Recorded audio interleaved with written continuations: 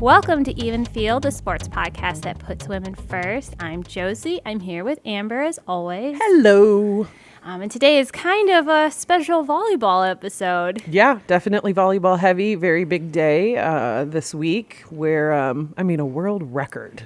92,003 people. It's insane. I fully admit I saw them play on Sunday against my alma mater, SMU. Packed house, felt electric. But volleyball day in Nebraska, which really should be volleyball day in America. It really should. Is a whole other thing. Yeah, it was next level. I can't log on to any social media platform without seeing something about it, and it happened now, 2 days ago. So that's kind of like long living for sports when there's stuff going on all the time. Especially for women's sports. Yeah. When football is college football is kicking off. When Nebraska opened. Yes. Last night. On a Thursday night? Yeah. Yeah. No, it's been crazy. Not gonna lie. I tear up every time I see a post on Instagram because I'm such a wimp.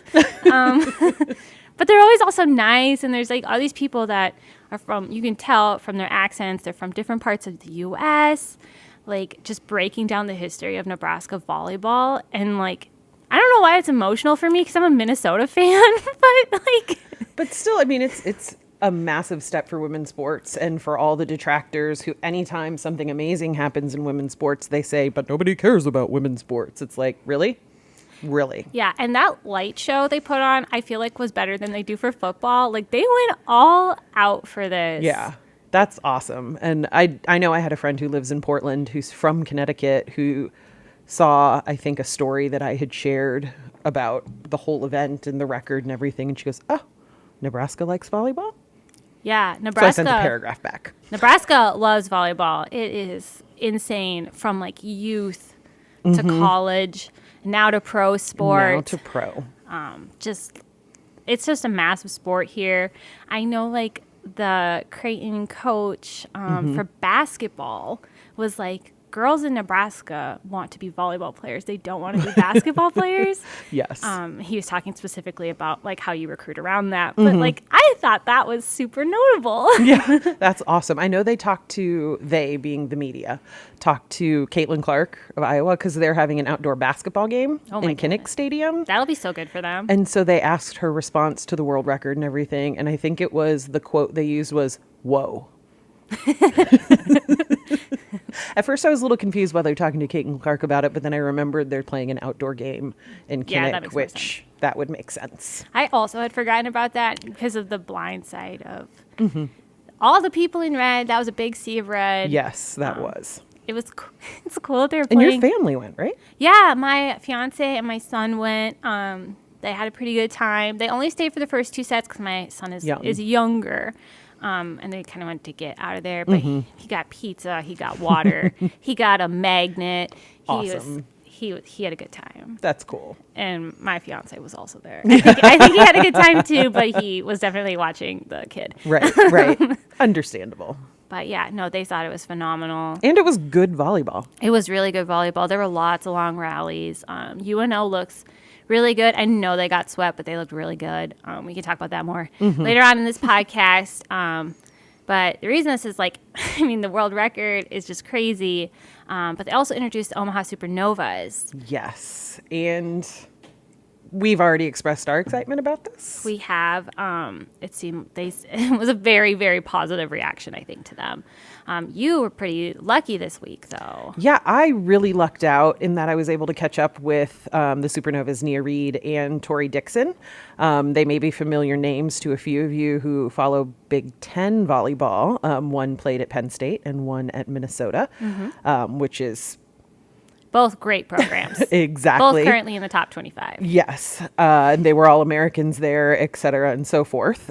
So, we're going to be hearing from them today in our podcast, and then also the rest of their teammates a lot heading into the season launching in February. But for now, we just wanted to let you all get to know them a little bit. So you're going to hear from them. They're going to introduce themselves, talk about playing pro in America, and specifically Omaha. My name is Nia Reed. I'm an opposite spiker for the Supernova team. I graduated from Penn State University in 2018. I spent 5 years there, or 5 seasons there.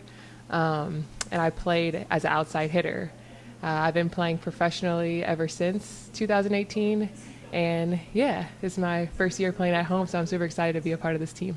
My name is Tori Dixon. I'm from Burnsville, Minnesota. I've played on the national team for about 10 years and have played overseas for the last 10 years, a really long time. And yeah, I'm a middle blocker, and I'm also just really excited for my first season in the States and to get rolling. You know, you're starting from nothing. That just didn't exist. So if you asked me, like, no, I didn't think growing up I would play professional volleyball. Like, I learned about it in college, and then even when I started playing professionally, I just never thought that I would be able to play in the U.S. So, like Nia, I'm just really excited that this opportunity came up towards the end of my career. You know, it'd be nice to, I don't know how many years I got left, but we got a few, like 1 or 2 or 3 or something like that. But yeah, gonna end here in the States for sure, and you know, be able to play close to family and friends is everything. So I didn't even think I was good enough to play overseas because that was the kind of coach I had growing up. So I never really thought I'd get the opportunity to even play professionally. But I gained the confidence. I played 5 years pro, and I always thought, you know, I would come home at 30 and just that would be the end of my career because I didn't want to be overseas for so long. But now having this opportunity, I'm thinking about prolonging my career as a professional athlete. So that's one thing I'm super excited about, just bringing volleyball to America. So when I found out that Nebraska was one of the teams that were going to be in this league, I was like, oh, wow, like that gym is going to be packed. And I only know that because, like you said, me and her both played in the Big Ten. Like coming and playing in Lincoln, it was nerve-wracking because all you saw was like a sea of red, and they put our family like all the way in the top bleacher section, so we didn't have any fans close. So we lost every game home. I mean, every game here. But that just goes to show that Nebraska fans are crazy about the sport of volleyball. And that was, you know, one of the big reasons I decided to come here.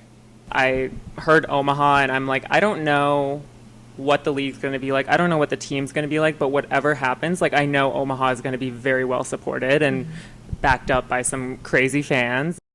So obviously, if anything proves their point about Nebraska being the place to play volleyball, Wednesday really proved that. It really, really did. It was, I'm still like, I can't even, I watched it on TV.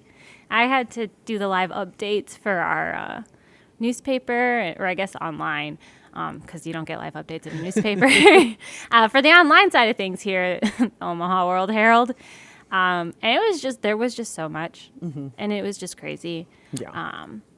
I feel like we would do a bit of a disservice if we didn't talk about Omaha. I mean, everyone is so pumped for Nebraska volleyball, but they were playing Omaha, which is an in-state team. Yes. And UNO, yes, they are in the Summit. So they're not one of the like big elite. They're not one of the power programs, but they're so good, especially in the Summit. They have just been so successful. They haven't made the tournament yet. They are going up against like USD, which has made the tournament I don't know how many times. And I say that as a USD grad, so yeah. But like they are so good, and they have such a difficult schedule. Oh my goodness! So I had a like sports centric weekend last weekend as a fan, and then as a coach, but mostly as a fan. I went to the UNO Texas A&M game, and they lost 1-3, but like they played so well. They were so competitive. I know. It was an amazing game. Another Supernovas plug. They had people who put down deposits or got their first round of season tickets. They gave us free tickets to the game. That's exciting. Which was fantastic. But they've just had such a tough start schedule-wise because Texas A&M, Kansas, who received votes in the poll, Nebraska in a historic match. And Nebraska is number 4 right now in the nation. Like, they're so elite. Like, go to Instagram, find any post about recapping the history of Nebraska, and you will see why they are so elite. Exactly. They have Kansas State next. Which is going to be tough. And then I believe Long Beach State, which is another tough volleyball team. Who just beat Texas, who was the preseason number 1. Yes. And then they've got Creighton next week. Who's ranked. And Iowa State, who's received votes. Yep. So they are definitely starting out hot, but And their record does not reflect how well they're playing. No. I mean, I don't think you could watch that Nebraska-Omaha match and say that Omaha got rolled over. Right. They might have been swept, but they were in it the whole time. Like, the rallies were so long, and I think when you have long rallies, that really shows just, like, an elite team has an edge there. Yes. And I think that's just what happened. Yeah. And, I mean, you've got I would say probably 90,000 of all of those fans were Husker fans. Yeah, it's hard to. It's hard, and that's in a different environment. And I think it was either Matt Buttermore, their coach, or Olivia Curry, their setter, was talking about how the wind changes really threw them off. Well, Nebraska plays beach volleyball, so they are used to that. I didn't even comprehend how that would be such a pro in Nebraska's. Right. That's true. I didn't even think about that. It kind of reminds me of when they do the the basketball games on the aircraft carriers, where it's like a completely different environment, or when they first started doing the national championship basketball games in like football arenas, and it's like it completely throws off everything. So that wind, and then Nebraska having that edge of playing beach volleyball, that's huge. Yeah, and that didn't not click like they needed it, but well, because they're super talented. They're not super that talented. UNO isn't good enough, but no, but like that definitely, like, it didn't click in my head. Like, oh, not most, because they started freshmen, but like, but a lot of those players have been setting and playing with wind half the year. Right. Didn't click in my head. Definitely was like, oh, duh moment for me.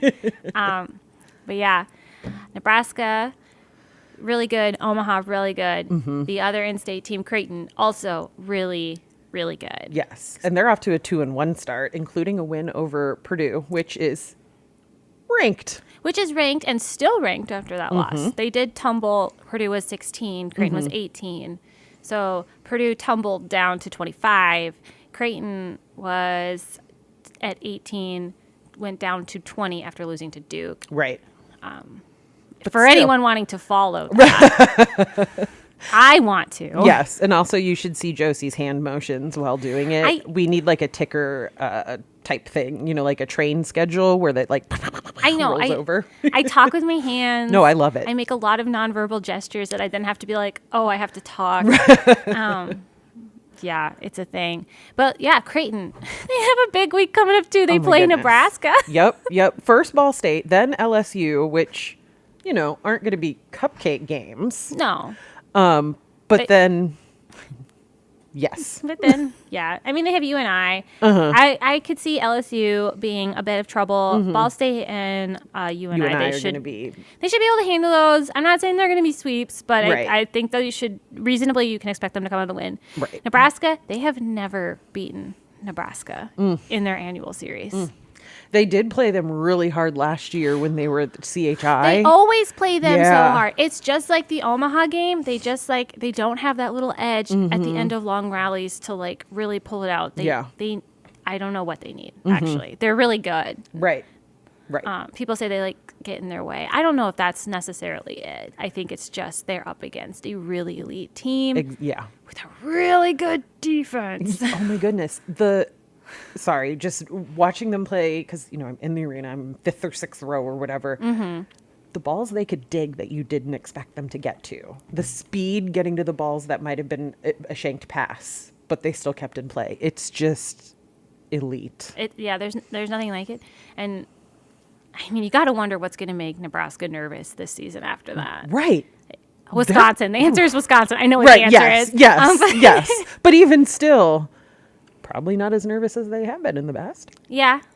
Well, also they started 4, 5 freshmen? I think it was 4. I think it was 4, yeah. Yeah, 4. Just counting on my fingers. So they started 4 freshmen. Those they have never played Wisconsin. That could be a huge benefit. That is true. But yeah. Anyway, it's going to be a fun one. Creighton is also taking on UNO next week. So that'll be a fun matchup, I think. And then Iowa State, who has received votes. So, it'll be, whew. And in better news, all of those in-state games will be on TV and not Flow Sports. Yay! So Nebraska and Creighton will be on the Big Ten Network, which, I mean, a lot of people already have because they're Nebraska fans. Right. And then Omaha's game will be on Nebraska Public Media. Which is fantastic. So You can get that with everybody an gets to watch. antenna. We do have a little bit of high school volleyball. Obviously, we're pretty heavy on our Huskers and our Supernovas and our other colleges. But right now, they're about 5 games into the season for a lot of teams. So Class A, Lincoln Southwest and Lincoln North Star leading in points. Class B, sorry, my notes were hard to read. Class B shouldn't be a shocker to anyone. Omaha Scott is leading in points 8-time defending champion. with Bennington and Scottsbluff chasing after them. C1, we got Battle Creek and Syracuse. C2, Lincoln Lutheran and West Holt. D1, BDS is leading and tied with Diller Odell.